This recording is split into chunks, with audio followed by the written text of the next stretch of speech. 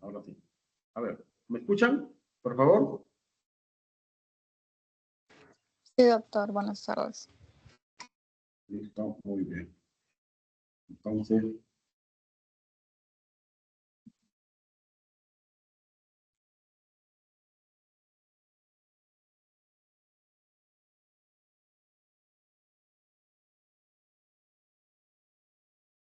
ya, estamos en artritis reumatoide. Hoy vamos a hacer dos clases,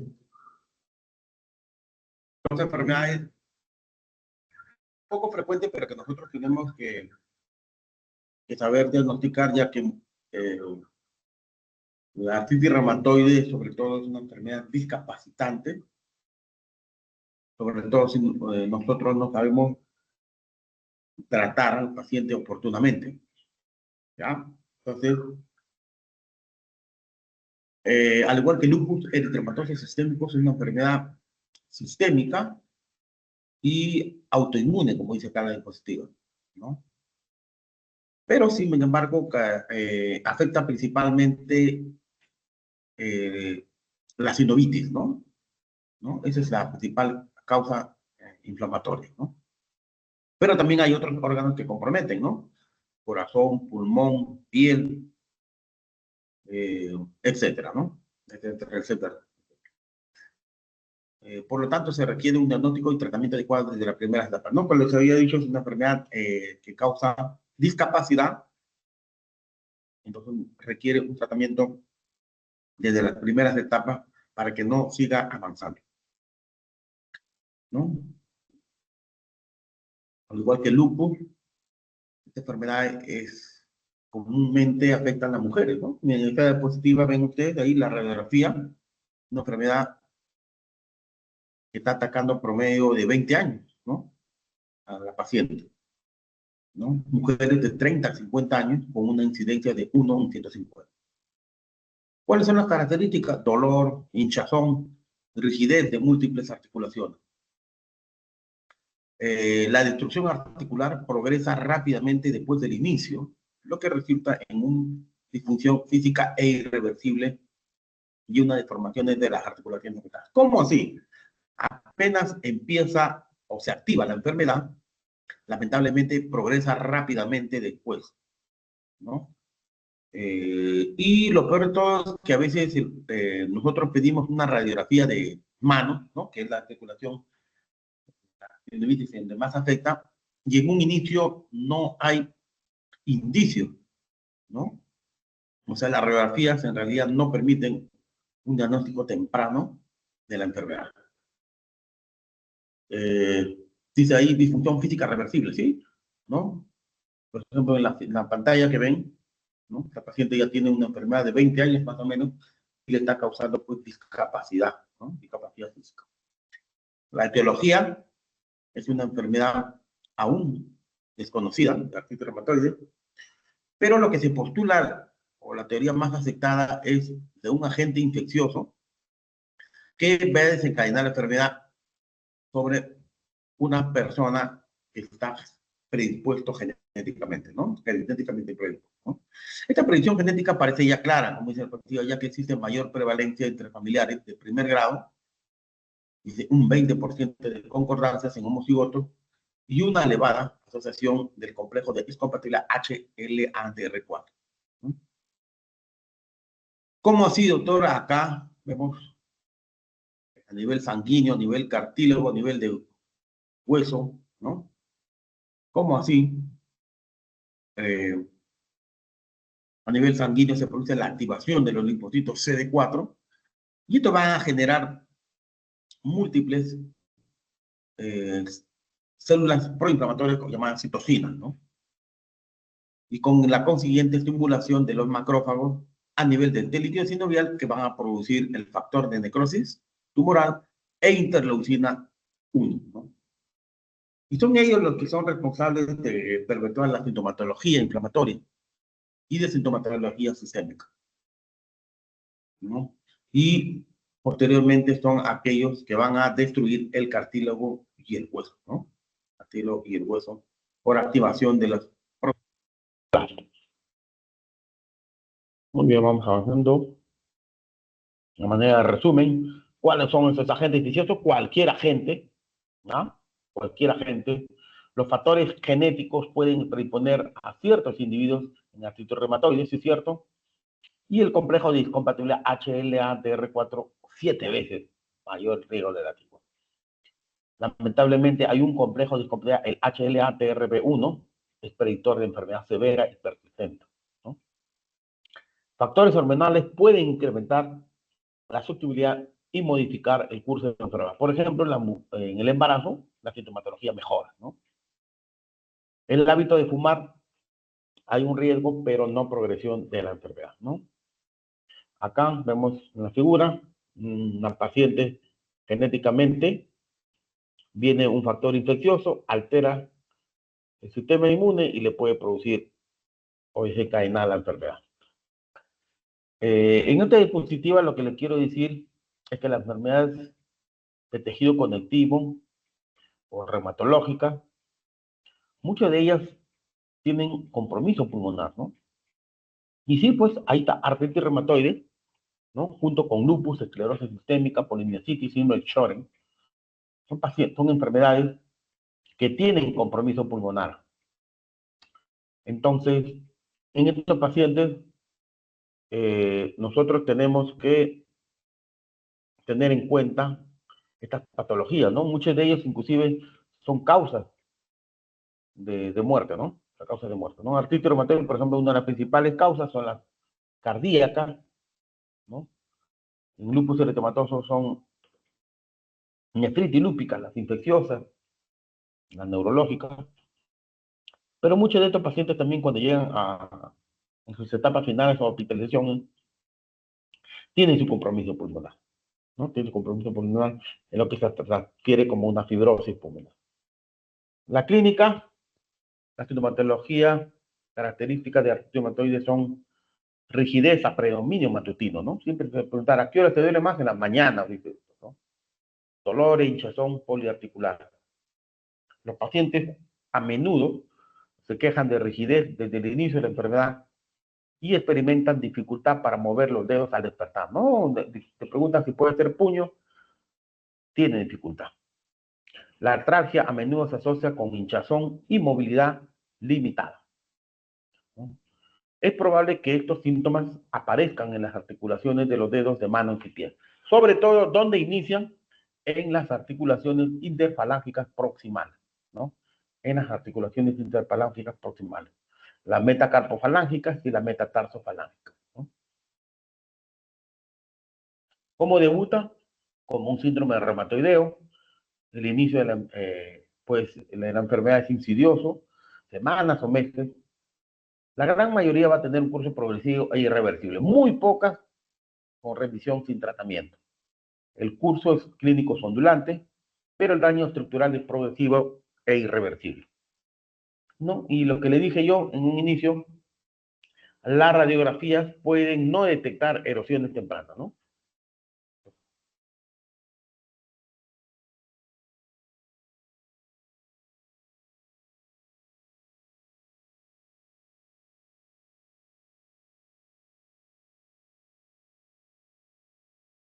Acá vemos, por ejemplo, un compromiso a nivel del antebrazo, ¿no? Un nódulo subcutáneo, que son signos de mal pronóstico, ¿no? ¿No? Acá vemos la figura, ¿no? Las manos medio hinchadas, ¿no? En tumefacción, ¿no? Y cómo evaluar al paciente, ¿no? Palpamos, el paciente va a revelar como un dolor, ¿no? Un dolor. Las interfalángicas distales, ojo, distales, rara vez son el inicio inicial de la sintomatología, ¿ya? Los pacientes a menudo se van a quejar de sintomatologías generales como malestar, fatiga y fiebre, ¿no? Los síntomas que acompañan con frecuencia incluyen ojos secos, asociados con queratoconjuntivitis, ¿no? Sialadenitis, ¿no? Los nódulos reumatoideos que ya acaban de ver, entumecimiento de las manos, neuropatías comprensivas, ¿no? Y compromiso pulmonar, ¿no? Esas son las sintomatologías que los acompañan con mayor frecuencia, ¿no? Más diapositivas, miren ahí, sobre facción. Acá ya la enfermedad va avanzando más o menos unos 10 a 15 años, sin tratamiento, ¿no? Acá más o menos 20 años también. Hay signos como deformidad en ojal, ¿no? O deformidad en cuello de cisne, ¿no? ¿No? Por eso es que se recomienda, bueno, adelantándome en tratamiento, estos pacientes requieren, pues, eh, terapia física, ¿no? Con férula de yeso a veces, para que de repente evite estas deformaciones.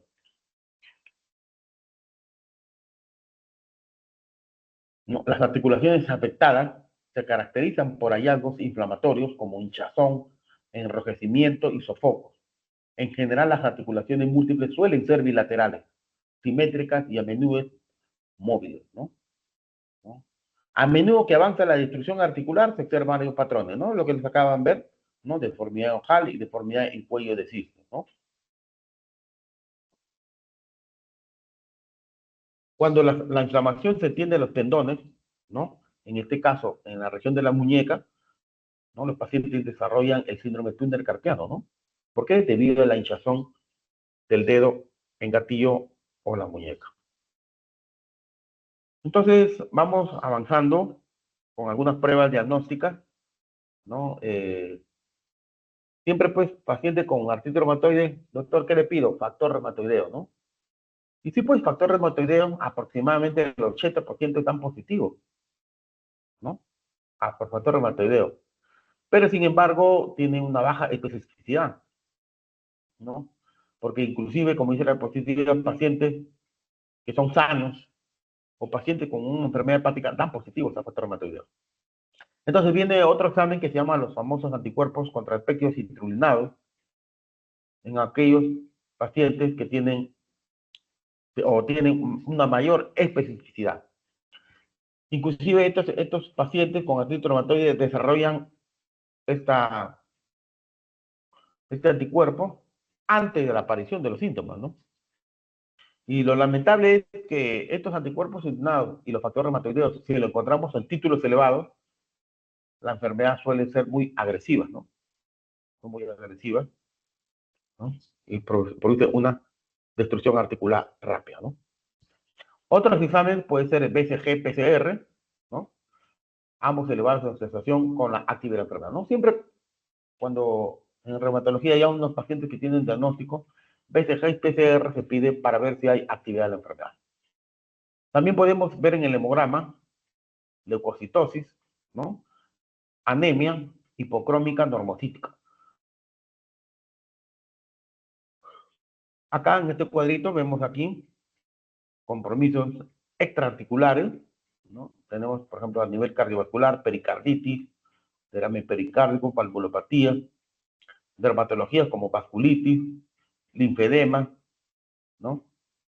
Hematológicas como leucopenia, linfomas, esplenomegalia, compromiso hepático, tenemos cirrosis, ¿no? Fibrosis portal, neurológicos, ya meningocolitis múltiple, nódulos cerebrales, etcétera, ¿no? Entonces se trata pues de una enfermedad sistémica, ¿no? Sistémica y autoinmune, ¿no? Acá tenemos más figuras sobre compromiso extraarticular, ¿no? Gangrenas, piodermas,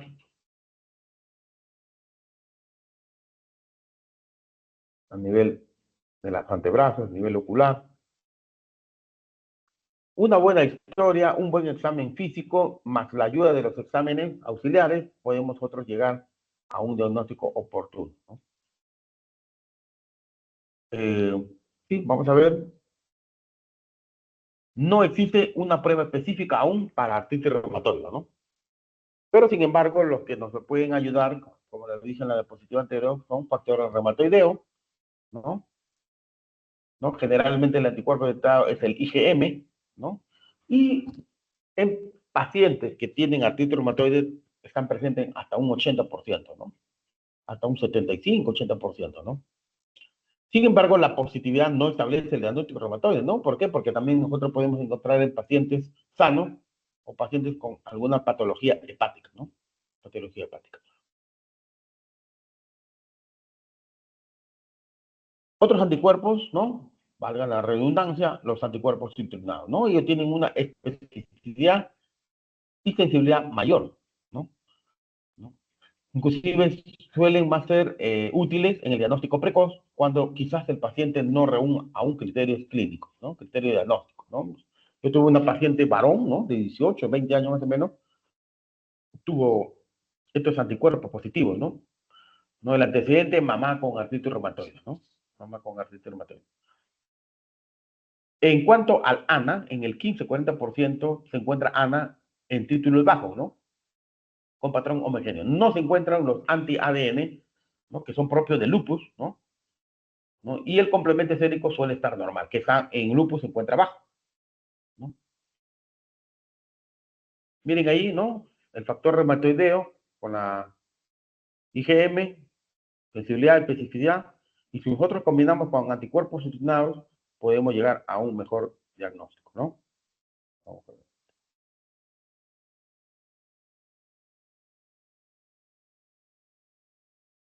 Bueno.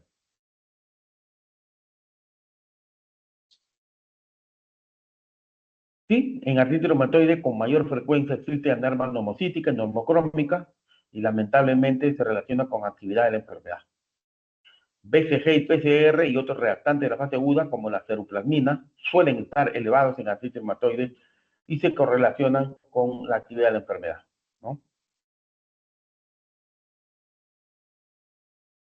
Estos son los criterios antiguos, ¿ya? Para artritis reumatoide. Bueno, solamente voy a mencionarlos, ¿no?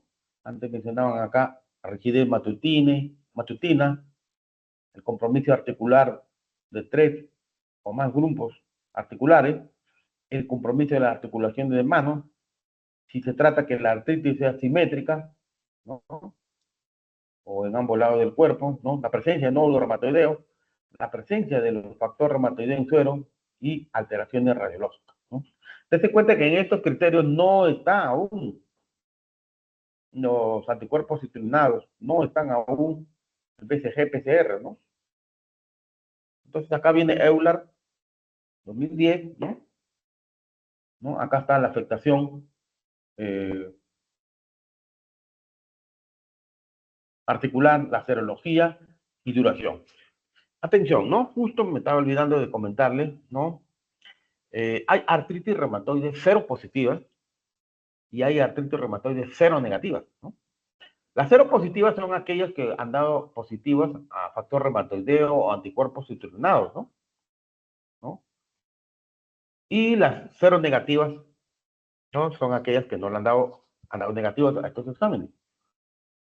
Entonces, ¿cómo ha sido, doctor? Miren, afectación articular, una articulación grande afectada, 0 puntos. 2 a 10 articulaciones grandes afectadas, 1 punto, ¿no? 1 a 3 articulaciones pequeñas afectadas, 2 puntos. 4 a 10 articulaciones afectadas, 3 puntos. Mayor de 10 articulaciones afectadas, 5 puntos. Para que sea criterio de artritis reumatoide según EULA 2010, tiene que ser más de 6 puntos, ¿no? Si nosotros radiológicamente tenemos un compromiso, articulaciones pequeñas afectadas, mire, aquí ya tenemos 5 puntos, ¿no? Y si el tiempo de duración es mayor de 6 semanas, ya nosotros podemos decir que se trata de una artritis reumatoide cero negativa, ¿no? O si el BCG, el PCR están elevados, ya tenemos un puntito más, ¿no? Entonces podemos nosotros decir que se trata de una artritis reumatoide cero negativa, ¿no? En las cero positivas ya pues incluyen pues, ¿no? Factor reumatoides o los anticuerpos nados, ¿no? Dependiendo si son bajos las titulaciones, 2 puntos, y si son altos, hasta 3 puntos, ¿no? Pero miren, ¿cuál es y siempre lo pregunto, ¿no? ¿Cuál es el examen más importante o lo que define para el diagnóstico? El número de articulaciones pequeñas afectadas, ¿no? Miren, hasta 5 puntos, ¿no? ¿No? Y se preguntan en el examen, todos marcan citrullinado, citrullinado, no, anticuerpo, no es la respuesta, ¿no? Muy bien.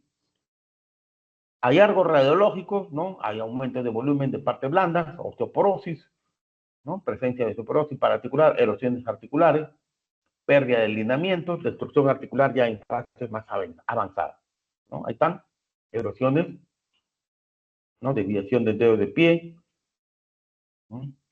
Etcétera, ¿no? Erosiones interfalángicas, erosiones de la segunda metacarpofalángica, compromiso del carpo, la destrucción, ¿no? Más de 15 años. El tratamiento se basa en, implica, apenas nosotros hacemos un buen diagnóstico, iniciar el tratamiento, ¿no? Apenas hacemos diagnóstico, ¿no? Porque nosotros queremos que la enfermedad se detenga, ¿no? Que se detenga esa actividad para que no haya una destrucción articular, ¿no? Para suprimir la artritis e inducir a la remisión, ¿no?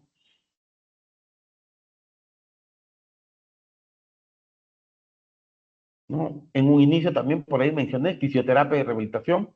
El ejercicio adecuado es necesario para mantener la movilidad articular y evitar la atrofia muscular, ¿no? El uso, por ejemplo, de férulas puede contribuir a mejorar o evitar las deformidades y se debe reservar el reposo para situaciones concretas de brotes articulares, ¿no? Y evitar que sea prolongado. ¿No?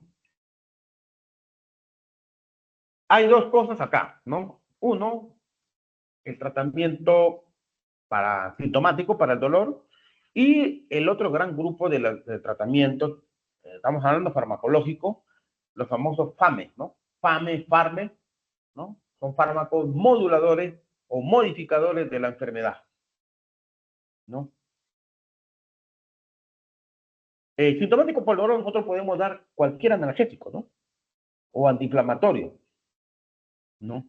Siempre tener consideraciones como se trata de una enfermedad crónica, tenerlos en cuenta los efectos adversos, ¿no? Siempre me gusta preguntar, ¿no? Paciente con artritis reumatoide, todos los días está tomando naproxeno y ibuprofeno, ¿no? Hay que tener en cuenta en estos pacientes. ¿Ya? Y los inductores de la remisión son aquellos que van a modificar la enfermedad, ¿no? Como sintéticos, ¿no? Los biológicos y las pequeñas moléculas dirigidas anti-YAP. Vamos a hablar para una de ellas, ¿no? Acá tenemos los sintomáticos, los AINES, naproxeno, ibuprofeno, diclofenaco, corticoides de Flaxacor, prednisolona, prednisona, dexametasona, que podemos usarlos, ¿no? Pero a baja dosis, ¿no? Etcétera. Y los fármacos modificadores de enfermedad, tenemos, por ejemplo, los sintéticos, acá tenemos los citostásicos, como por ejemplo el metrotexate, ¿no? Aciatropina, ciclosporina, ciclofosfamida, leflunomide, ¿no?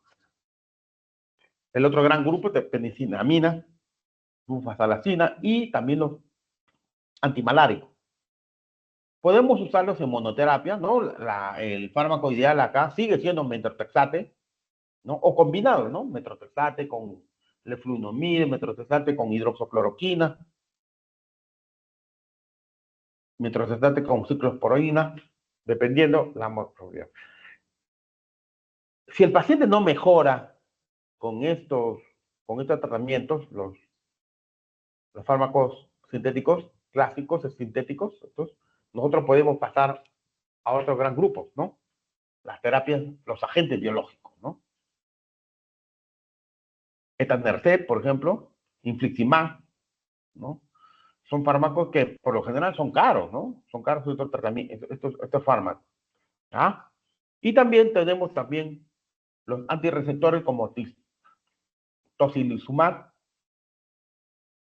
o rituximab, ¿no? También tenemos acá estos fármacos, ¿no? Tocilizumab, por ejemplo, no sé si ustedes recordarán, en un inicio de la pandemia, en el 2020, se estaba usando como probabilidad para ver como tratamiento de COVID, ¿no? Lamentablemente no tuvimos buenas noticias sobre este agente biológico. ¿Cuáles son los factores de mal pronóstico, no? Edad temprana al inicio de la enfermedad, ¿no? Altos títulos de factor reumatoideo o anticuerpos utilinados, ¿no? BCG elevado, ¿no? ¿No? El compromiso articular de más de 20 articulaciones también, factores de mal pronóstico, ¿no? Y el compromiso extraarticular. Muy bien, chicos, ¿preguntas por ahí?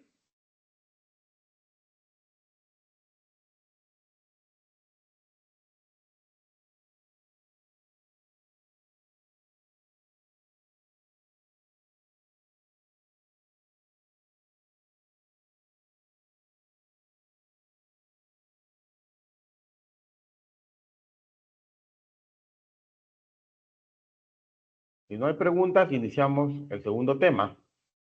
El segundo tema se trata de lupus eritematoso sistémico. ¿Ya? LES, ¿no? Que es una enfermedad igual que artritis reumatoide sistémica, pero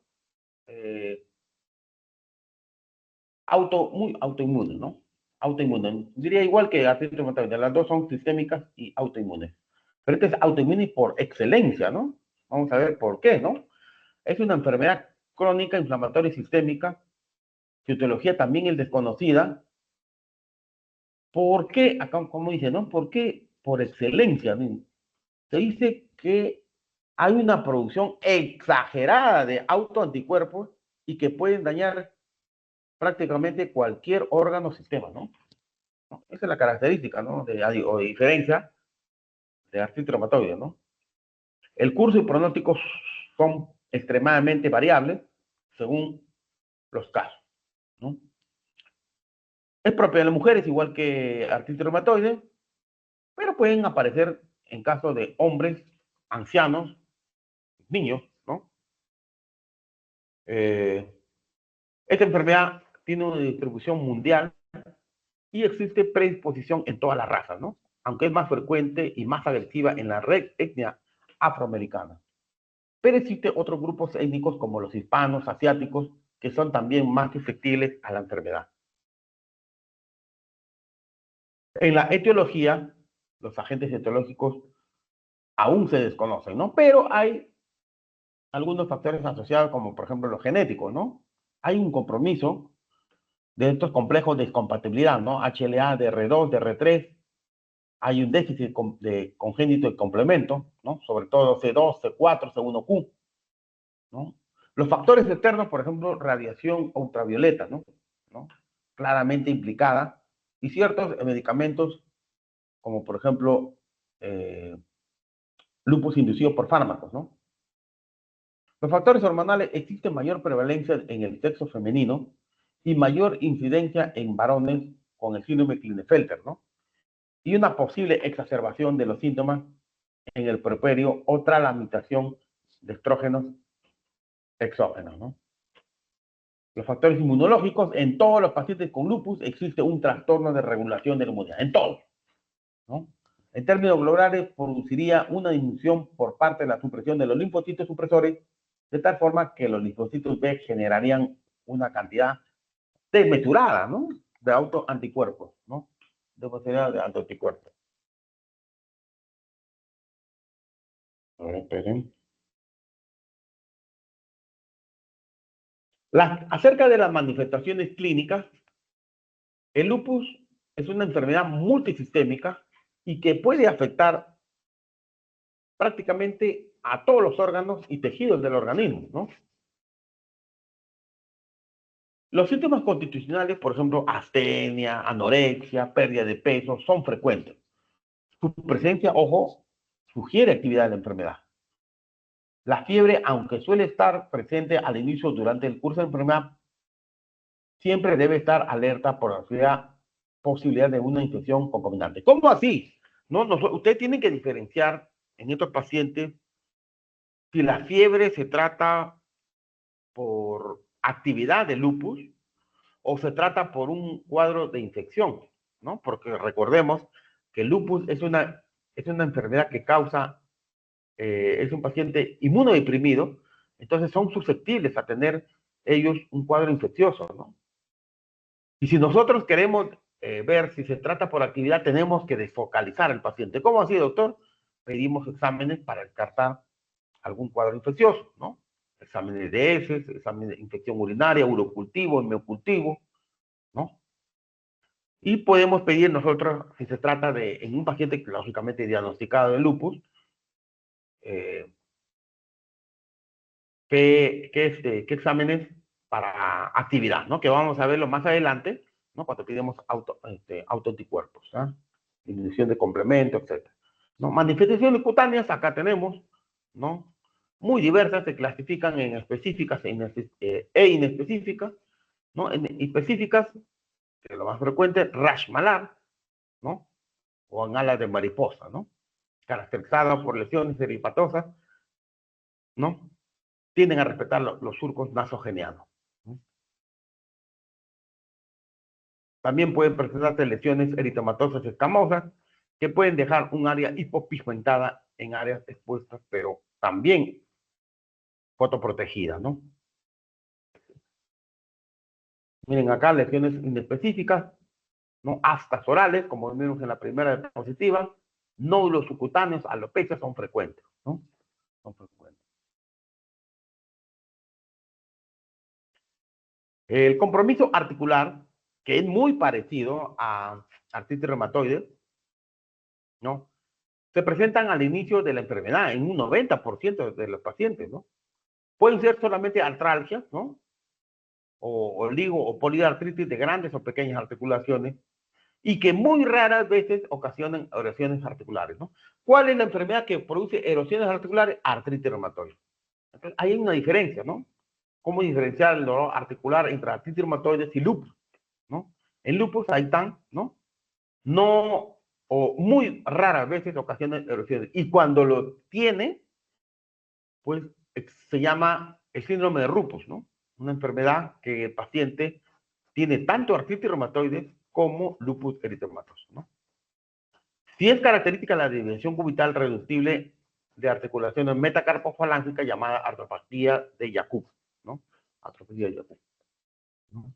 Las manifestaciones hematológicas también son muy frecuentes y pueden verse afectadas durante el curso de la enfermedad, ¿no?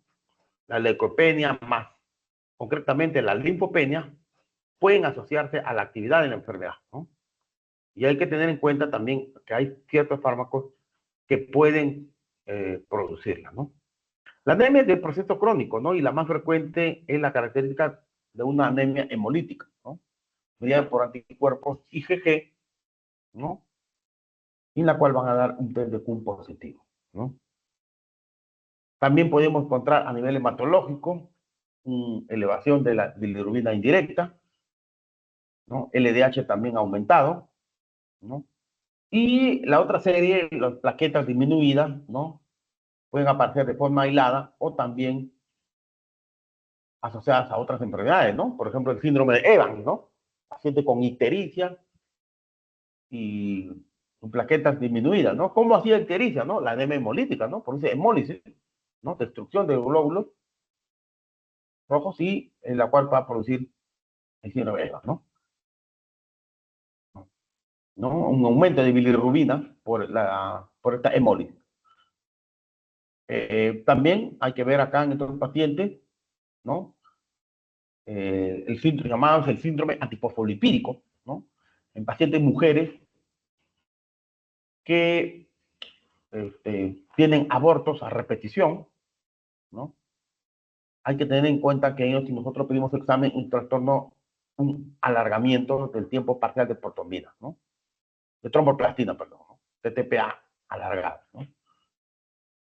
Las manifestaciones cardíacas, la pericarditis es la manifestación cardíaca más frecuente, ¿no? Y va a responder bien al tratamiento con glucocorticoides. Manifestaciones pulmonares, ¿no? Las alteraciones a nivel pulmonar son frecuentes en pacientes con lupus y la neumonitis lúpica suele presentarse al inicio de la enfermedad y cursa con disnea acompañada de tos, hemoptisis o fiebre, ¿no? En la radiografía puede verse infiltrados, como ven acá en la figura, uni o bilaterales, acompañados frecuente de derrame pleural. Acá no se ve derrame pleural, pero acá sí, ¿no? Acá un derrame pleural masivo, ¿no? Lado derecho, ¿no? La pleuritis es muy frecuente y se describe hasta un 50% de los pacientes, ¿no? Si nosotros hacemos una toracocentesis y estudiamos el líquido pleural, se trata de un exudado. Un exudado. ¿Ah? Muy bien. Manifestaciones gastrointestinales son poco frecuentes, pero la presencia del dolor abdominal, ojo, tenemos que descartar que sea una posibilidad de peritonitis, ¿no? Una posibilidad de peritonitis. Acá viene lo más importante del compromiso renal. ¿Por qué? Porque es una de las principales causas de morbilidad y mortalidad, ¿no? Hoy en día han disminuido gracias a los tratamientos, ¿no? ¿no? La afectación renal en lupus es muy frecuente, ¿no? Un 50% presentan anomalías en la analítica urinaria en el momento del diagnóstico, siendo la alteración más frecuente la proteinuria, ¿no? Un 40% de pacientes presentarán hematuria o piuria a lo largo del curso de la enfermedad. Y generalmente estas alteraciones aparecen en los 6 a 36 meses de la enfermedad. La afectación renal del lupus es una de las principales causas de mortalidad y morbilidad, ¿no? Lo que, valga la redundancia, esta supervivencia ha mejorado, ¿no? Gracias al tratamiento con inmunosupresor, ¿no? Acá más o menos cómo es la fisiopatología, cómo llega al riñón, al glomérulo, ¿no? En nefritis lúpica se produce depósitos de estos complejos inmunes, ¿no? Que llegan desde la sangre, ¿no? Ocasionando glomerulonefritis, ¿no? Estos inmunocomplejos contienen varios antígenos, como DNA, histonas y restos nucleares, así como componentes de la membrana basal glomerular, ¿no? Acá está, nuevamente, inicialmente se localizan en el espacio subendotelial y mesangial, posteriormente en el área subepitelial de la membrana basal glomerular. En conclusión, va a haber un proceso inflamatorio, va a haber un proceso necrótico y lo peor de todo, una fibrosis irreversible, ¿no? Es una de las causas de muerte de enfermedad renal, ¿no? Siempre nosotros preguntar en todos los pacientes con lupus, ¿cómo está su orina? ¿No? Si orina con espuma o no, vemos o descartar una probabilidad de un síndrome nefrótico, ¿no? Síndrome nefrótico que se caracteriza proteinuria mayor de 3.5 gramos, hiperlipidemia, hiperlipiduria, ¿no? Edema, ¿no? Etc. ¿Cuál es el diagnóstico certero? En la biopsia, ¿no? La biopsia renal nos va a permitir el diagnóstico definitivo de nefritis lúpica, ¿no? En las cuales ahí están las correlaciones clínico-patológicas, ¿no? Desde clase 1 hasta clase 6, ¿no? Nefritis lúpica mesangial mínima, proliferativa mesangial, lúpica focal, lúpica difusa, la lúpica membranosa, ¿no? Es aquella proteinuria o síndrome nefrótico con función renal normal, con hipertensión y hematuria. Más de lo mismo. Y las manifestaciones neuropsiquiátricas son muy frecuentes, ¿no? Pueden clasificarse como primarias o secundarias al daño de otros órganos de tratamiento, ¿no? Una larga lista de compromisos neuropsiquiátricos, ¿no? Trastorno de ansiedad, psicosis, miastenia, polineuropatías, ¿no? Cefalea, migraña, accidente isquémico transitorio, etc. Esta diapositiva es muy bonita, ¿no? Ustedes tienen que saber diferenciar las manifestaciones menores, las moderadas y las graves, ¿no? Y de esta manera nos va a ayudar al tratamiento, ¿no? Dentro de las manifestaciones menores, mire, van a tener que no suponen una amenaza para la función o la vida. No generan un daño irreversible, ¿no? ¿Cuáles son esas manifestaciones menores? Fatiga, fiebre, artralgia, artritis leve o intermitente, ¿no? Algunas manifestaciones cutáneas y serositis leve, ¿no? La principal tratamiento, AINE, ¿ya? Siempre AINE, ¿no?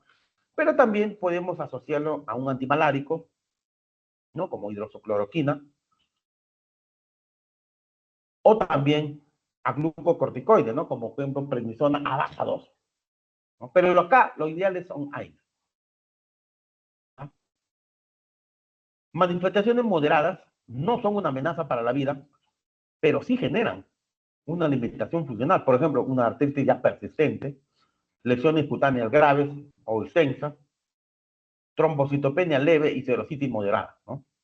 Pueden ser tratadas con glucocorticoides a dosis baja o medias, ¿no? Antimaláricos, etcétera, ¿no? O inmunosupresores como también podemos usar ya acá metrexato, o lo que uno mide, ¿no? Entonces, aquí está la diferencia en la anterior. ¿Y cuáles son las manifestaciones graves? Ya cuando afecta a un órgano mayor y pone en riesgo la vida, ¿no? Tienen riesgo de daño crónico con secuela orgánica importante. Por ejemplo, a la cabeza, nefritis lúpica, ¿no? Otro, las afectaciones neurológicas, hemorragia pulmonar, vasculitis, lupus ampolloso, ¿no? El tratamiento de estas manifestaciones pueden ser con glucocorticoides ya a dosis altas, ¿no? Como por ejemplo, prednisolona, 1 gramo endovenoso, ¿no? Diluimos con cloruro de sodio, diario, 3 días, ¿no? Hasta 4 días. Podemos usar con también dexametasona, 4 miligramos, no, perdón, sí, la dexametasona de 4 miligramos, 10 ampollas, ¿no? 10 ampollas endovenoso diluido en cloruro de sodio de 100 y lo pasamos en 1 hora, ¿no? 1 hasta 2 horas en bolo, ¿no? Podemos usar también ciclofosfamida o micofenolato o otro inmunosupresor.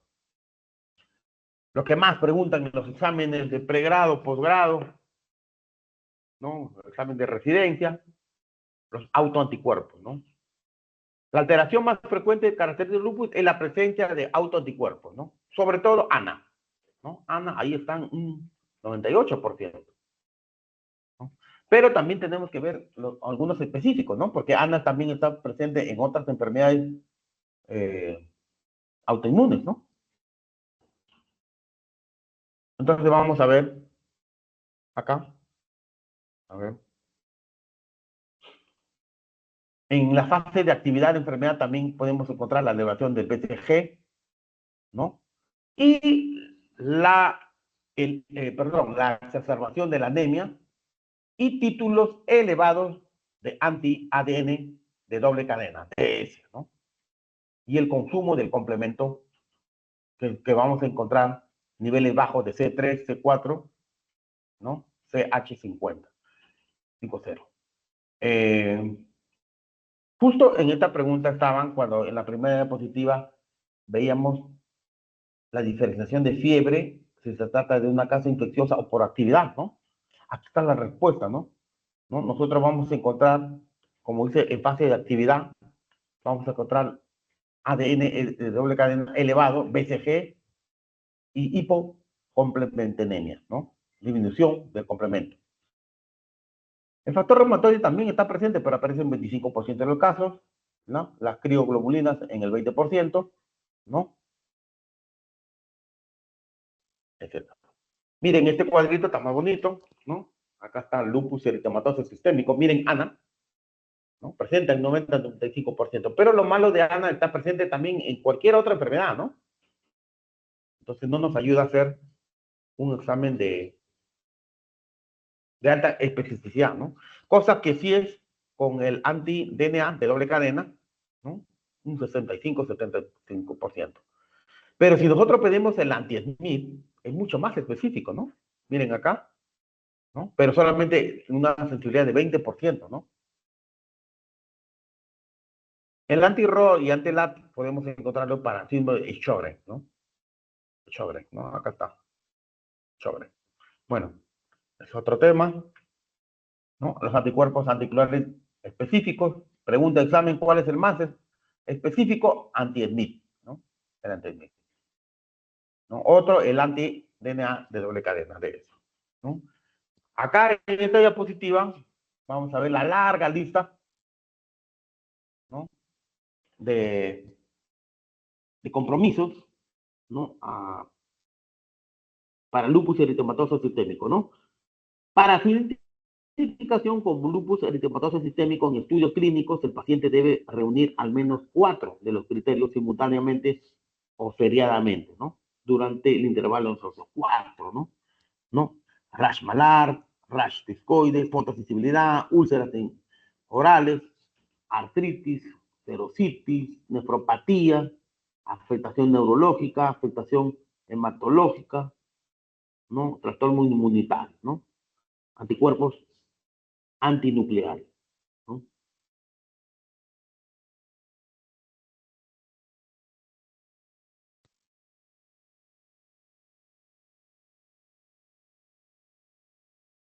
hay situaciones especiales, ¿no? Como por ejemplo los lupus inducidos por fármacos, ¿no? El hallazgo de ANA positivos, ya en ausencia de manifestaciones, en el caso de un paciente que esté usando un fármaco, no constituye una indicación para retirar el fármaco, ¿no? Un paciente que está sintomático y está usando un fármaco y dio ANA positiva, no indica el retiro, ¿no? Solo un pequeño porcentaje de esto va a desarrollar manifestaciones, ¿no? Aproximadamente el 5% de los casos de lupus se asocia a un fármaco, ¿no? La lista de fármacos relacionados es amplia, ¿no? Hidralazina, procainamida, metildopa, etc., ¿no? Y para establecer el diagnóstico de lupus inducido por fármaco, no debe referir en primer lugar, claro, la historia previa de lupus, ¿no? El lupus sistémico debe presentar ANA positivos y al menos manifestación clínica. Si no hay manifestación clínica, pues no lo es, ¿no? Lógicamente, estas alteraciones deben desaparecer con la retirada del fármaco, ¿no? Ahí está una larga lista de lupus inducido por fármacos, ¿no? Grupo 1 definidas, ¿no? Procainamida, isoniazida, metildopa, hidralazina, etc. El lupus inducido por fármaco es más frecuente en la raza blanca, ¿no? La clínica es menos florida que en lupus eritematoso sistémico y los síntomas constitucionales osteoarticulares y la acerositis son las manifestaciones más frecuentes, siendo excepcional la afectación de órganos vitales como por ejemplo riñón o el sistema nervioso, ¿no? ¿Cuál es el examen, el anticuerpo que solemos encontrar? Los anticuerpos antihistónicos, ¿no? Los anticuerpos total. Y esta es una diferencia del otro lupus, ¿no?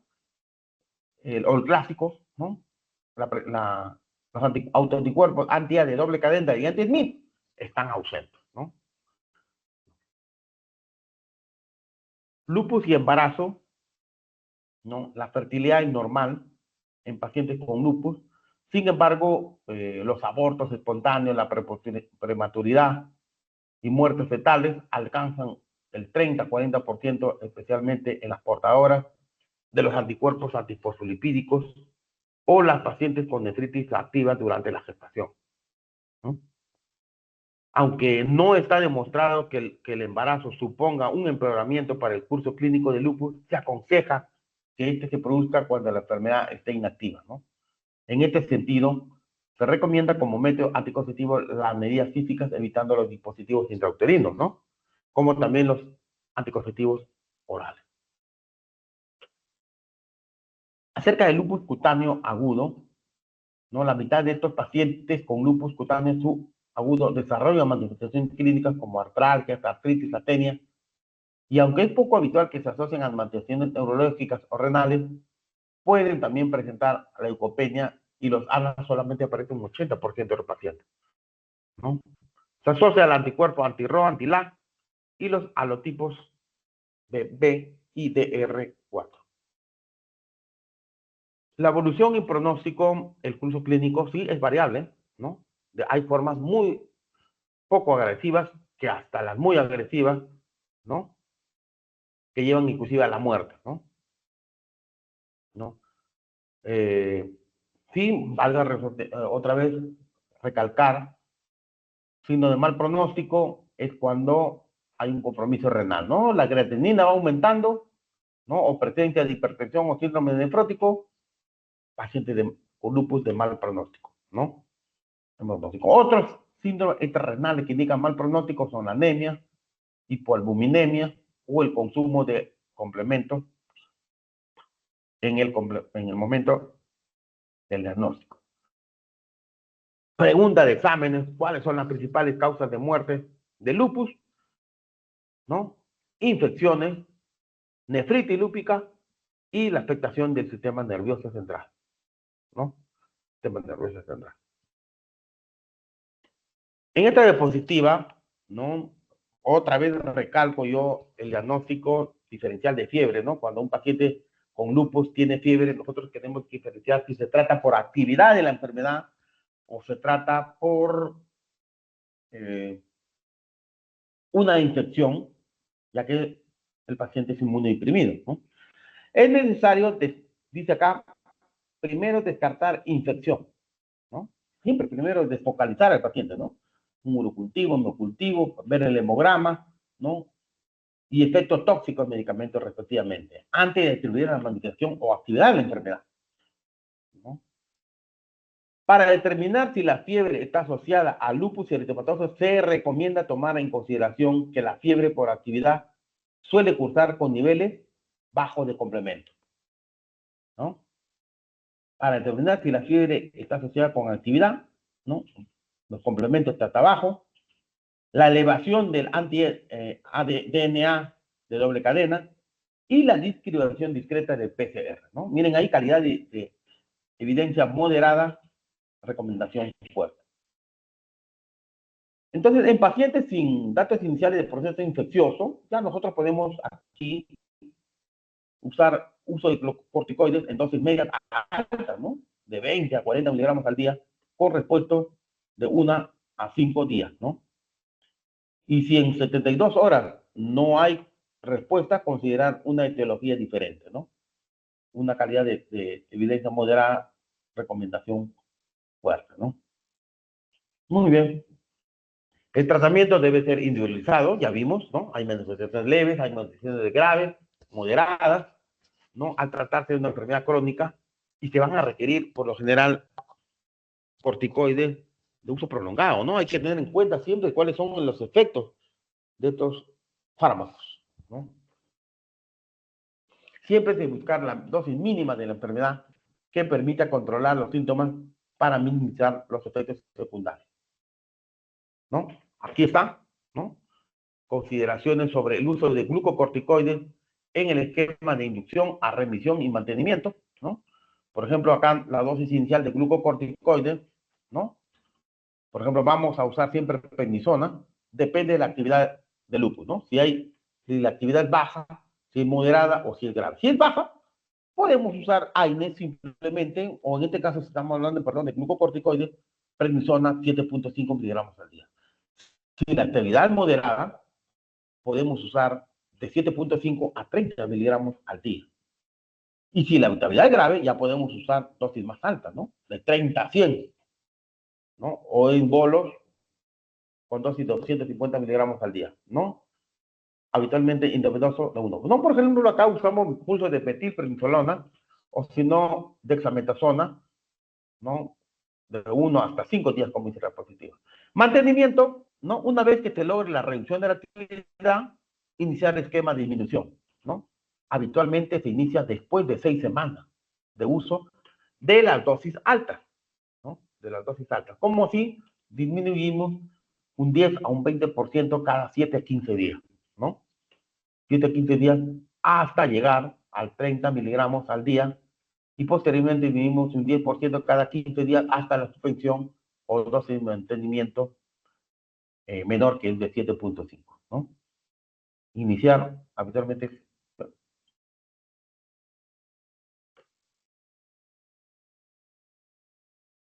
Acá tenemos un cuadro ya más resumido sobre los antiinflamatorios, o los inmunoduladores y los inmunosupresores, ¿no? Corticoides, que podemos usar en las fases activas a dosis, se trata de la manifestación moderada, dosis alta, ¿no? Concomitantemente, como los glucocorticoides tienen un efecto adverso que producen osteoporosis, podemos usar también suplementos de calcio, vitamina D, la hidroxicloroquina, ¿no? Siempre también una dosis de 5 miligramos por kilo por día, y tiene su efecto adverso, ¿no? Retinopatía, ¿no? Inmunosupresores también podemos usar en casos de manifestaciones graves, ¿o no? Como opción, otra opción a pulso de glucocorticoides, bolos de ciclofosfamida en pulsos de 3 a 4 semanas, ¿no? ¿No? Podemos usar otros como metrotexato, leflunomide, aciatropina, metrotexato y leflunomide en caso de mantenimiento. Hay que tener en cuenta, alumnos, que el corticoide siempre debe ser la menor dosis posible, ¿no?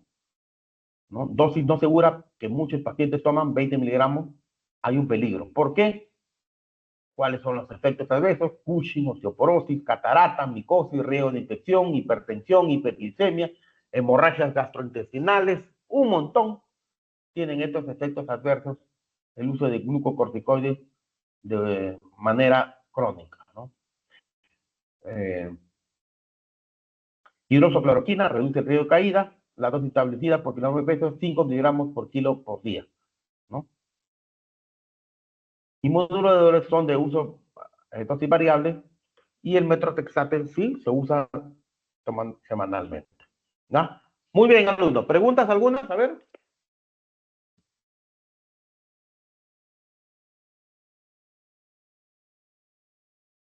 A ver, Diana. ¿Está Diana o no? Diana Sandoval.